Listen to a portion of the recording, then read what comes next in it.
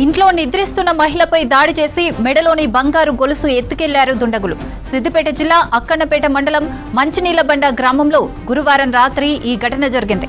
దొంగల దాడిలో తీవ్రంగా గాయపడిన బాధిత మహిళ రాజ్యలక్ష్మి ఆసుపత్రిలో చికిత్స పొందుతూ చనిపోయింది. మంచినీళ్లబండ గ్రామానికి చెందిన బోయిని కనకయ్యకు ఇద్దరు భార్యలు. కనకయ్య హమాలీ పని చేస్తుండగా రాజ్యలక్ష్మి కూలి పని చేస్తోంది. హమాలీ పనికి వెళ్లిన కనకయ్య ఇంటికి రాలేదు. మరో భార్య రాధవ్వ బయటకు వెళ్లింది. దీంతో రాత్రి రాజ్యలక్ష్మి భోజనం చేసి ఇంట్లో నిద్రపోయింది. ఆ సమయంలో ఇంట్లో ఎవరూ లేరు. ఇదే అదునుగా భావించిన దొంగలు నిద్రిస్తున్న ఆమెపై దాడి చేసి మెడలోని పుస్తెల తాడును ఎత్తుకెళ్లారు. తర్వాత ఇంటికి వచ్చిన రెండో భార్య రాధవ్వ తీవ్ర గాయాలతో మంచంపై ఉన్న రాజ్యలక్ష్మిని చూసి చుట్టుపక్కల వాళ్లకు తెలిపింది. వెంటనే ఆమెను 108 అంబులెన్స్ లో హుస్నాబాద్ ప్రభుత్వ ఆసుపత్రికి తరలించారు. ప్రథమ చికిత్స తర్వాత పరిస్థితి విషమంగా ఉండటంతో హైదరాబాద్ కు తరలించారు. అక్కడ చికిత్స పొందుతూ మృతి చెందింది.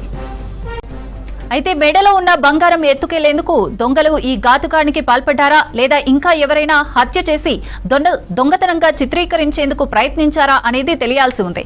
విషయం తెలుసుకున్న సిపి రష్మి పెరుమాల్, హుస్నాబాద్ ఏసీపీ సదానందం సిబ్బందితో అక్కడికి వెళ్లి ఘటనా స్థలాన్ని పరిశీలించారు. క్లూస్ టీమ్, డాగ్ స్క్వాడ్ ను రప్పించి ఆధారాలు సేకరించారు. అన్ని కోణాల్లోనూ దర్యాప్తు చేస్తున్నామన్నారు పోలీసులు. ఇంట్లో నిద్రిస్తున్న మహిళపై దాడి చేసి మెడలోని బంగారు గొలుసు ఎత్తుకెళ్లారు దుండగులు. సిద్దిపేట జిల్లా అక్కన్నపేట మండలం మంచినీళ్లబండ గ్రామంలో గురువారం రాత్రి ఈ ఘటన జరిగింది. దొంగల దాడిలో తీవ్రంగా గాయపడిన బాధిత మహిళ రాజ్యలక్ష్మి ఆసుపత్రిలో చికిత్స పొందుతూ చనిపోయింది. మంచినీళ్లబండ గ్రామానికి చెందిన బోయిని కనకయ్యకు ఇద్దరు భార్యలు. కనకయ్య హమాలీ పని చేస్తుండగా రాజ్యలక్ష్మి కూలి పని చేస్తోంది. హమాలీ పనికి వెళ్లిన కనకయ్య ఇంటికి రాలేదు. మరో భార్య రాధవ్వ బయటకు వెళ్లింది. దీంతో రాత్రి రాజ్యలక్ష్మి భోజనం చేసి ఇంట్లో నిద్రపోయింది. ఆ సమయంలో ఇంట్లో ఎవరూ లేరు.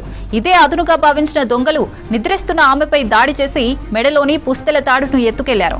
తర్వాత ఇంటికి వచ్చిన రెండో భార్య రాధవ్వ తీవ్ర గాయాలతో మంచంపై ఉన్న రాజ్యలక్ష్మిని చూసి చుట్టుపక్కల వాళ్లకు తెలిపింది. వెంటనే ఆమెను 108 అంబులెన్స్ లో హుస్నాబాద్ ప్రభుత్వ ఆసుపత్రికి తరలించారు. ప్రథమ చికిత్స తర్వాత పరిస్థితి విషమంగా ఉండటంతో హైదరాబాద్ కు తరలించారు. అక్కడ చికిత్స పొందుతూ మృతి చెందింది. అయితే మెడలో ఉన్న బంగారం ఎత్తుకెళ్లేందుకు దొంగలు ఈ ఘాతుకానికి పాల్పడ్డారా లేదా ఇంకా ఎవరైనా హత్య చేసి దొంగతనంగా చిత్రీకరించేందుకు ప్రయత్నించారా అనేది తెలియాల్సి ఉంది.